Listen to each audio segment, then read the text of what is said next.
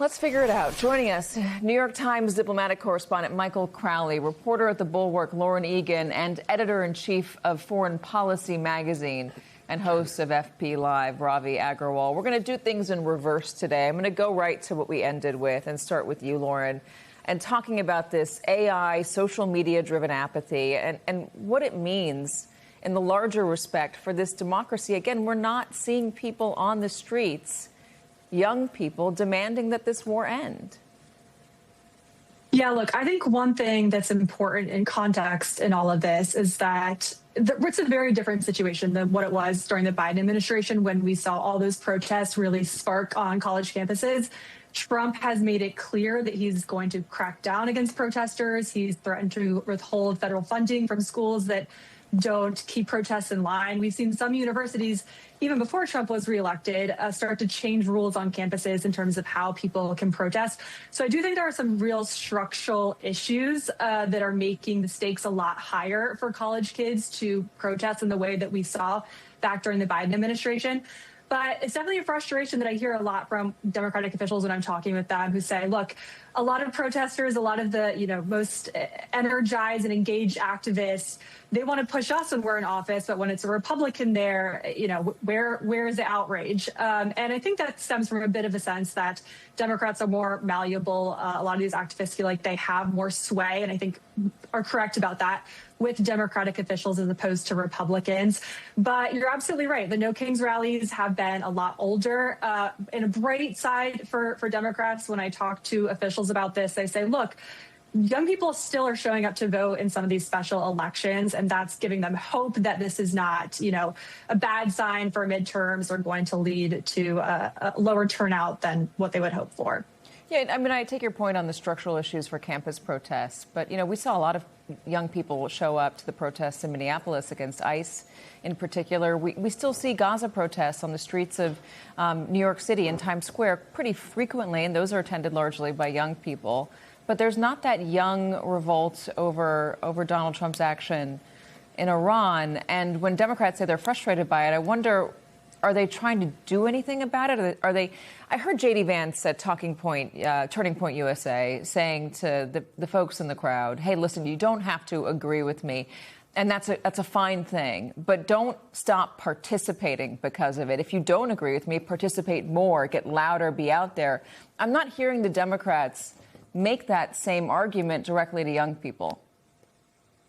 Yeah, I think another thing that's kind of a difficult factor here for Democrats when I talk to them is that the anti-Trump movement, we're going on, it's been a full decade. This is over 10 years now. And so there's a lot of conversation about how do you sustain that outrage?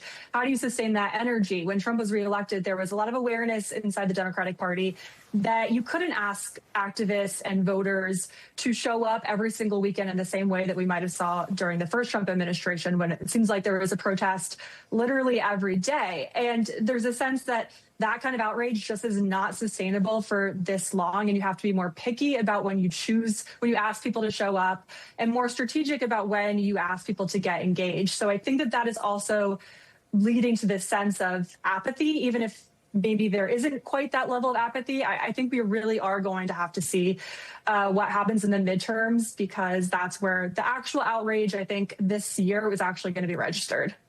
Yeah, I mean, listen, we're going to exactly see that. We're going to see how many people show up for the midterms, how young they are, and whether protesting on the street, not protesting on the street really matters here, and whether it's going to be more impactful by getting into the polling booth.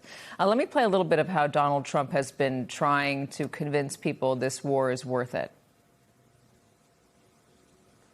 We're way ahead of schedule. They're defeated. They can't make a comeback. Everyone is talking about it, and tonight I'm pleased to say that these core strategic objectives are nearing completion. It was easy because we have the greatest military in the world. Is this war over? I think it's close to over, yeah. I mean, I view it as very close to over. I've been screaming at Iranians all day, yes. A little bit of a laryngitis because of my... I've been screaming at Iranians. Michael, is he screaming at Iranians, or is he screaming at the American public that this is worth it and that it's almost over, and trying to convince them who largely are not convinced?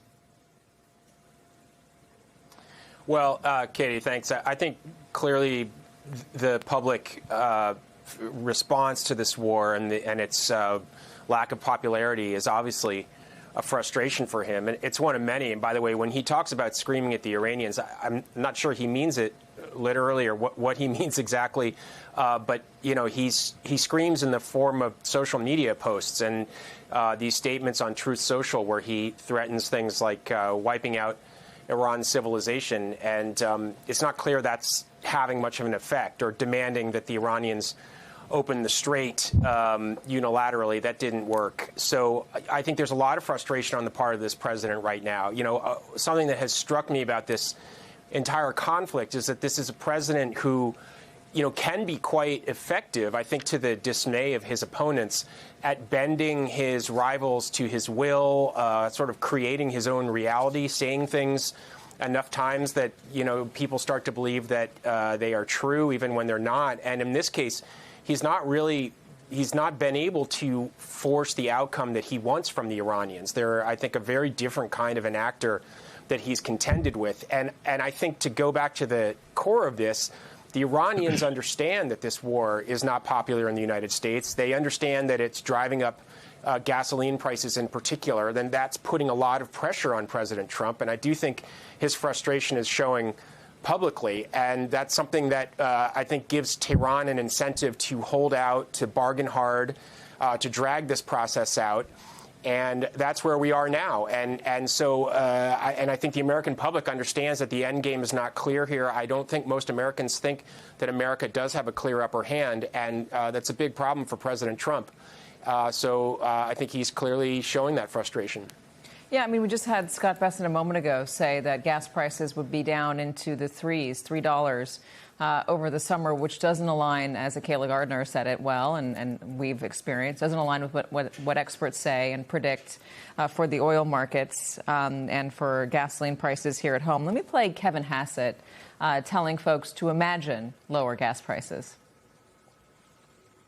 The president is confident that it can be resolved, and when it's resolved, then those prices will go right back down to where they were before. Plus, imagine if oil prices start going back down because the situation resolves itself somehow, then you could be looking at an inflation close to zero.